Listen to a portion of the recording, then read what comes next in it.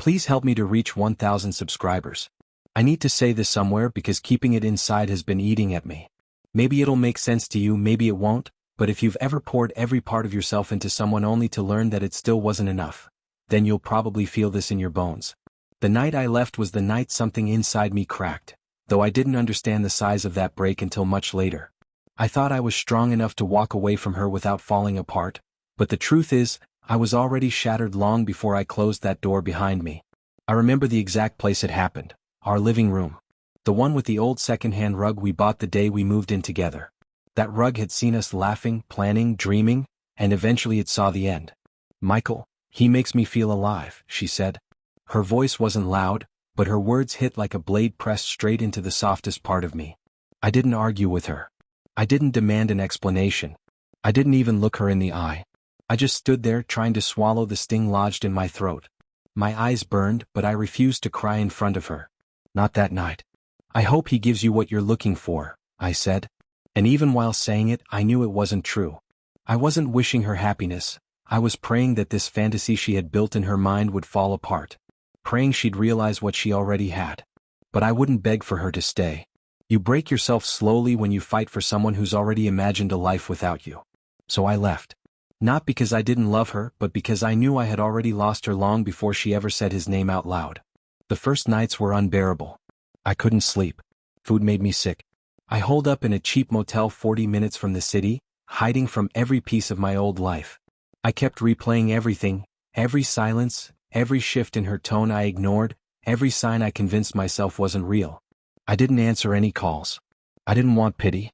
I didn't want questions. I didn't want anyone to know how deeply I was drowning. Eventually, I found a small apartment far from everything that reminded me of her. It wasn't much, but it was mine. It was quiet. And for the first time in a long time, I could breathe without feeling like my ribs were caving in. I took a job at a hardware store just to stay busy. The owner was an older guy who didn't pry. He seemed to understand I wasn't there for money. I was there because silence can destroy you when you're alone with it too long. Months passed. I settled into some version of a routine. I painted my own walls. Adopted a dog, Penny, from the shelter. She didn't heal me, but she gave me something to come home to. Something to take care of when I couldn't take care of myself. I didn't miss Brooke. Not really. I missed the idealized version of her I carried in my head. The one who would never walk away. The one who didn't exist. By the 6th month I could breathe again. I still hurt, but I wasn't suffocating. I even met someone for coffee once. Nothing came from it, but for an hour I didn't think about Brooke. And that felt like progress. By month 9 I wasn't searching for closure anymore. I had created it. And then she appeared. A Thursday evening. I had just come home. Work boots dirty, clothes covered in sawdust, grocery bags cutting into my fingers. I was unlocking my door when I heard someone say my name. Michael. I stopped cold. Brooke stood there. Same face but dimmer. Smaller. Like the weight of her choices had carved pieces out of her. Her eyes were swollen, her breathing uneven. She held a letter in her hand. "I've been trying to find you," she whispered. I didn't speak. I didn't move. She extended the letter.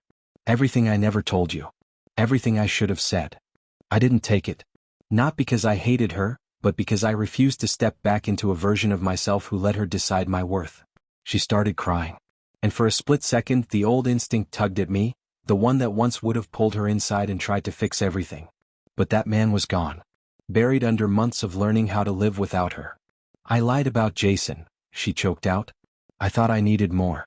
But more wasn't real. He didn't want a life with me. Just excitement. And when it faded, so did he." She trembled. "You were the only one who ever made me feel anything real. And I destroyed it." I looked at her, and for the briefest moment, I saw the woman I fell in love with.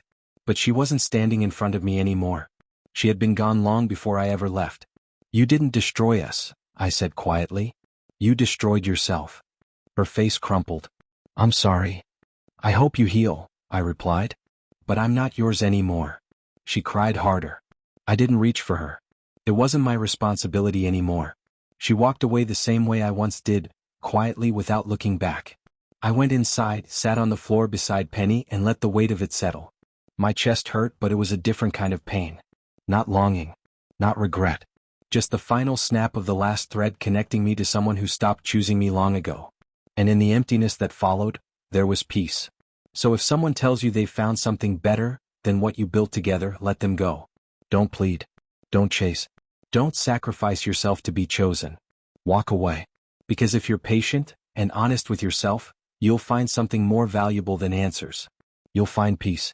And that's worth more than any apology ever could be. Please help me to reach 1,000 subscribers.